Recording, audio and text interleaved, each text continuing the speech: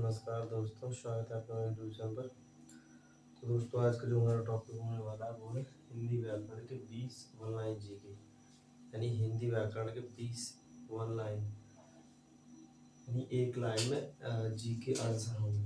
जैसा कि आप देख सकते हैं बोर्ड में रिटन है पहले से। कृपया वीडियो के अंत तक जरूर बन रही। तो चलिए शुरुआत करते हैं। आप देख सकते हैं पहला है हमारा प्रश्न नंबर 1 है कि हिंदी वर्णमाला में कुल कितने वर्ण होते हैं। हिंदी वर्णमाला में कुल कितने वर्ण होते हैं। तो इसका जो आंसर है वो होगा 52 वर्ण, यानी हिंदी वर्णमाला में कुल 52 वर्ण होते हैं। उसके बाद क्वेश्चन दूसरा है हमारा, वो है हिंदी में कुल कितने स्वर होते हैं। दूसरा क्वेश्चन है कि हिंदी में कुल कितने स्वर होते हैं। तो जिसका आंसर होगा वो होगा 11 स्वर।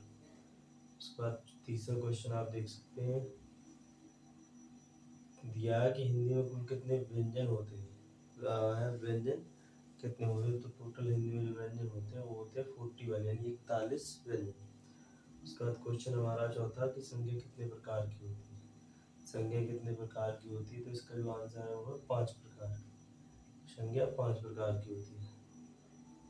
क्वेश्चन 5 हुआ कि सर्वनाम किसके स्थान पर प्रयोग किया जाता है। जो सर्वनाम है यानी प्रोनाउन, वो किसके प्लेस यानी किसके स्थान पर प्रयोग किया जाता है। तो वो है संज्ञा के स्थान पर, यानी संज्ञा के स्थान पर सर्वनाम प्रयोग किया जाता है। नेक्स्ट क्वेश्चन जो हमारा कि क्रिया वर्ब किसे कहते हैं। क्रिया यानी वर्ब किसे कहते हैं। इसका जो आंसर होगा वो होगा कि कार्य के होने या बोध कराने वाले शब्द। तो कार्य के होने या बोध कराने वाले शब्द को क्रिया यानी वर्ब कहते हैं। उसके बाद क्वेश्चन 7 है, विशेषण किसकी विशेषता बताता है।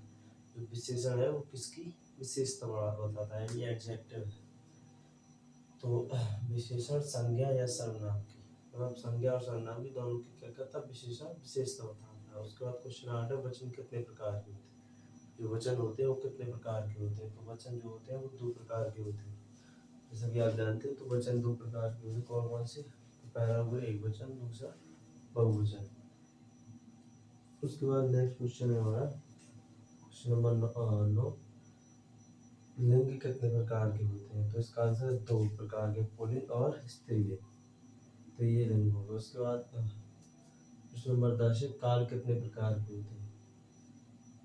तो इसके जो उत्तर होगा तो दोस्तों वो 3 प्रकार के, यानी वर्तमान काल, भूतकाल और भविष्य काल। ये तो काल टोटल 3 प्रकार के होते हैं, वर्तमान काल, भूतकाल और भविष्य काल। उसके बाद क्वेश्चन 11 है कि पर्यायवाची शब्द का अर्थ क्या है। पर्यायवाची शब्द का अर्थ क्या है। तो इसका आंसर है समान अर्थ वाले शब्द, यानी जो एक जैसा अर्थ बताते हैं वो हमारे पर्यायवाची शब्द कहलाते हैं। यानी समान अर्थ वाले शब्द को पर्यायवाची शब्द कहेंगे। उसके बाद 12वां क्वेश्चन, विलोम शब्द का अर्थ क्या है। पूछा कि विलोम शब्द का अर्थ क्या है। तो इसका जो उत्तर होगा कि वो विपरीत अर्थ वाले शब्द। जो विलोम शब्द होते हैं वो हमेशा अपोजिट एंटोनिम्स होता है, यानी उल्टा होते हैं। यानी विलोम शब्द का अर्थ क्या है, तो विपरीत अर्थ वाले शब्द। उसके बाद क्वेश्चन है 13 कि मुहावरे क्या होते हैं। मुहावरे क्या होते हैं। तो इसका आंसर है कि विशेष अर्थ बताने वाले वाक्यांश, यानी जो विशेष अर्थ बताते हैं वाक्यांश वो हमारे मुहावरे कहलाते हैं, यानी विशेष अर्थ बताने वाले वाक्यांश को मुहावरे कहते हैं। उसके बाद क्वेश्चन 14 कि तत्सम शब्द किस भाषा से लिए गए हैं। जो तत्सम शब्द है वो किस भाषा से लिए गए हैं। तो इसका आंसर है संस्कृत। संस्कृत भाषा से जो तत्सम शब्द है वो लिए गए हैं। नेक्स्ट क्वेश्चन है क्वेश्चन 15 कि संधि का अर्थ क्या है। संधि का अर्थ क्या है। तो दो या दो से अधिक शब्दों का संक्षिप्त रूप, दो या दो से अधिक शब्दों का संक्षिप्त रूप संधि कहलाता है। उसके बाद समास का अर्थ क्या है। क्वेश्चन 16 है, समास का अर्थ क्या है। तो दो या दो से अधिक शब्दों का संक्षिप्त रूप समास कहलाता है, लेकिन जो संधि है वो दो वर्णों का मेल, जो संधि है वो 2 वर्णों का मेल कहलाता है। वो संधि और समास का जो अर्थ है दो या दो से अधिक शब्दों का संक्षिप्त रूप। तो ये संधि समास का थोड़ा डिफरेंट था।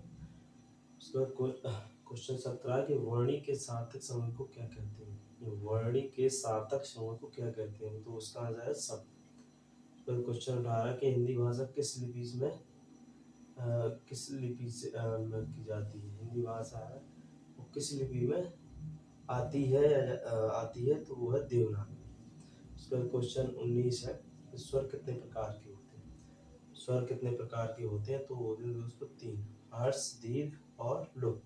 उसके बाद लास्ट क्वेश्चन है क्वेश्चन नंबर 20 कि हिंदी दिवस कब मनाया जाता है।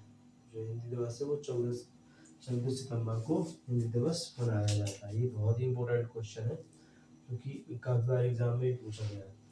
तो ओवरऑल देखा जाए तो ये 20 क्वेश्चन ही इंपॉर्टेंट है for all the competitive exams and the basic learning. तो इसको नोटबुक कॉपी में जरूर उतारें क्योंकि बहुत ही इम्पोर्टेंट वन लाइन क्वेश्चन है जो ज़्यादातर बेसिक्स होते हैं जबकि पूछे बहुत जगह जाते हैं। तो इसको नोटबुक कॉपी में जरूर उतारें और अगर वीडियो इंफॉर्मेटिव लगी हो तो कृपया वीडियो को लाइक जरूर करें और चैनल को भी सब्सक्राइब जरूर करें। इसके साथ मिलते हैं नेक्स्ट वीडियो में, तब तक के लिए जय हिंद जय भारत।